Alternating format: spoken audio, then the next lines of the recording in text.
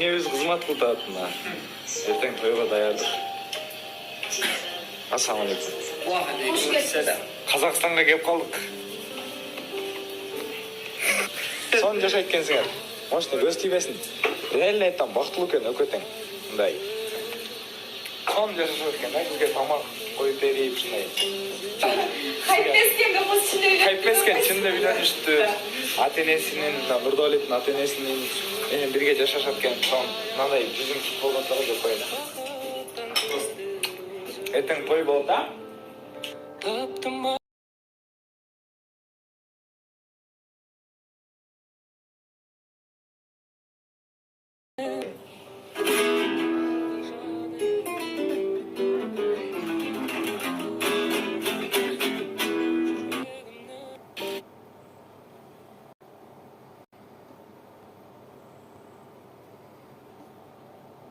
Атына. Эртең тойго даярдык. Ассаламу алейкум. Казакстанга келип калдык. Сон жашайт экенсиңер. Может, көз тийбесин. Реально айтам, бактылуу экен өкөтең. Мындай.